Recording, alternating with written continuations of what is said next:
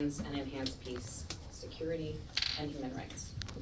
We need to contribute to efforts that maintain transportation routes for critical goods, all while ensuring local benefits are felt by African communities.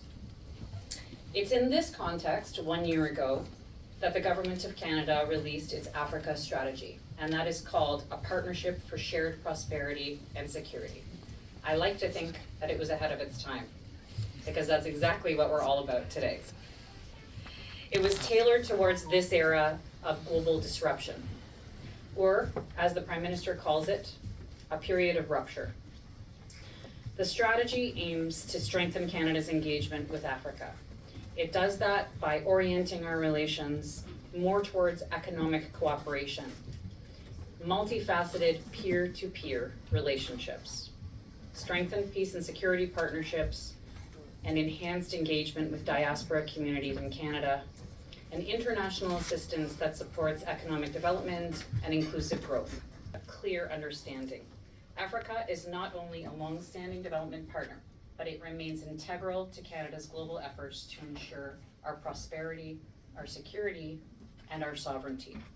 It is critical to our diversification efforts and to advancing Canada's strategic autonomy, which is very important to our Prime Minister and our government today.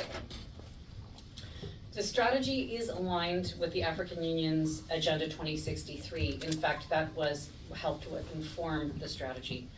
And it was shaped through more than 600 consultations with African, Canadian, and international partners that took place over a 2-year period. It serves as a policy framework for Canada's engagement with Africa, and it's anchored in a flexible approach that facilitates issue-specific coalitions that are based on shared values and shared interests. Since the launch of the strategy a year ago, Canada has advanced several signature initiatives, and I have to say, I feel satisfied and proud that I can stand before you a year later and be able to talk about some of our accomplishments, because we have been working very, very hard, and we will continue to do so. One of the aspects that we are the most proud of is our new Africa Trade Hub that exists at Global Affairs Canada. It's for commercial engagement and economic diplomacy. This hub provides targeted outreach in country contexts. It is helping Canadian businesses better understand and succeed across Africa. I'm pleased to say that our trade is rising sharply. Last year in 2025, Canadian exports to Africa surged by 17.6%, reaching over 6.8 billion. Bilateral merchandise trade between Canada and Ethiopia rose to 218 million in 2025 from only 102 million in 2024. That is quite an increase. Another initiative that we undertook was the naming of special envoys, the creation of the position of special envoys and the naming of them. One for Africa and one for the Sahel. Ambassador Ben-Marc Diantre, who some of you may know, has led, as the Special Envoy for Africa, commercial outreach across the continent. This has included a delegation of Canadian companies to the last Inter-African Trade Fair in Algeria, and that resulted in $300 million in contracts. Our Special Envoy for the Sahel is Marcel Lebleu, who is also our ambassador to Senegal. He has been actively supporting African-led responses to regional challenges in the Sahel. And I was just with him a couple of weeks ago in Mali and in Senegal, where we met with international interlocutors to talk about Canada's engagement and the situation in the Sahel region. I'd also like to take a moment to reflect on my recent visit to Addis Ababa in February, and that is where we had the 8th Canada-Ethiopia bilateral consultations. That was an amazing meeting and very successful.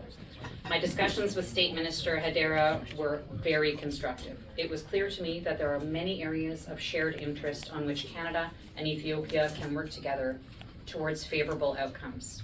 Canada welcomes greater economic cooperation, including in areas that are in aerospace, sustainable mining, agriculture, clean energy, and even infrastructure. Something else that we have launched in the past year that will continue to grow is our new Africa Trade and Development Program. This strengthens the environment for trade, and it promotes private sector growth to drive sustainable development. This is taking Canada's ODA in allowing it to have development outcomes, but also commercial outcomes that are mutually beneficial. The program is SME oriented and places strong emphasis on skills development, particularly for youth and women, job creation, and inclusive growth.